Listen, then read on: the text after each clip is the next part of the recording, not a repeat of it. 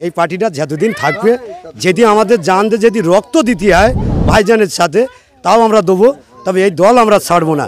এটা ISF party করি, ISF পার্টিটা করার একটাই স্বার্থ, কেন লেজ্জ দল আমরা করতে এসেছি, আমাদের এর মধ্যে কোনো সুদ গুণ কোনো কোনো জিনিস নেই। তা যাই হোক, আমরা যে পার্টিটা করছি আমাদের মধ্যে অনেকটা পেছন দিয়ে খুব হুমকি চুমকি দেওয়া হচ্ছে, কিছু কিছু মানুষ হুমকি দিচ্ছে, আমরা কানে খবর পাচ্ছি, কিন্তু আমরা তাদের হুমকি আমরা ভয় করি না। তবে যাই হোক, এই পার্টিটা যতদিন থাকবে, যদি আমাদের জান দিয়ে যদি রক্ত দিতে হয় ভাইজানের সাথে, তাও আমরা দেবো, তবে এই দল আমরা ছাড়বো না। এটাই আমাদের বক্তব্য।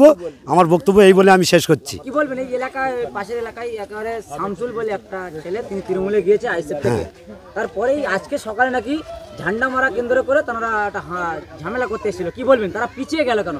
আইএসএফ কি ভয় পেল না আইএসএফরা তৃণমূলকে ভয় পেল, কোনটা? এখন সেটা ও জানে। আর তারপরে কথা হচ্ছে, ও তো এটা কি আর বলবো, আমাদের মুসলমানের বলতে গেলে একটা লজ্জা লেগে যাচ্ছে। যার পেছনে আমরা নামাজ পড়ছি, সেই মানুষটা কিভাবে আমাদের নামাজ পড়িয়েছে না পড়িয়েছে ওটা আল্লাহ পাক জানে।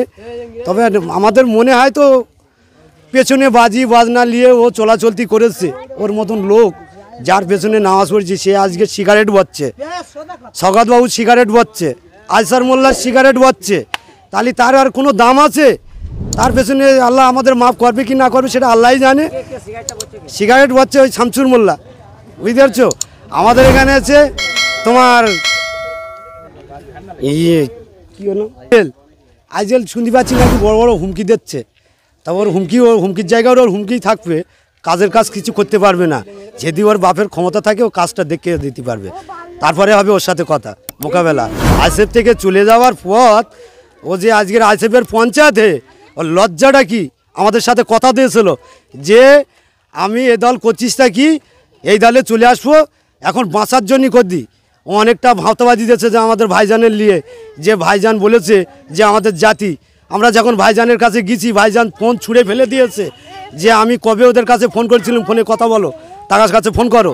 তাহলেই মিথ্যে ভাঁওতা কথা বলে ও এইভাবে স্বর্গে এখন সেই ভাইজানের পঞ্চায়েতে সে বড় বড় লেকচার মারা শিখে গেছে, যা সিগারেট বাজছে বাজছে, এইসব মাল চলবে না এইসব দলে। এই কার্যকলাপ তোমার খারাপ বলে কি আইএসএফ থেকে তাকে বাদ দেওয়া হয়েছে বলে? হ্যাঁ, আমরা তো একদম কঠিনভাবে বাদ দিয়েছি, ওকে আর এর মধ্যে আর ঢুকতে পারবে না, বুঝতে পারছো?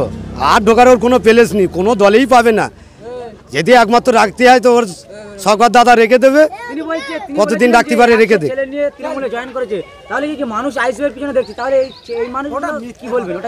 সব মিথ্যে কথা ভাঁওতা কথা নিয়ে ওরা সব ছড়াচ্ছে, ওসব ভালো না। ওসব আরাম পয়সায় সে রান্না করেছিল, সব মরা মুরগি টুরগি মনে হয়, সে কেউ খায়নি গো। সব ওখানে হাঁড়ি কি আমি শুনলাম তো 100 হাঁড়ি বেশি হয়েছে।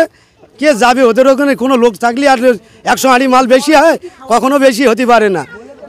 আর আমরা চাঁদাপত্র তুলে আইএসএফ দলটা করি, এই তো গরিব দল, চাঁদাপত্র তুলে ঝিঙ্কর রোগ যাই এর কাছ থেকে ওর কাছ থেকে, মেয়ে মধ্যে কারুর ছাড়াছাড়ি মা বেটি যারা আছে তাদের কাছ থেকে নিয়ে 2 পয়সা নিয়ে আমরা দলটা চালিয়ে যাচ্ছি।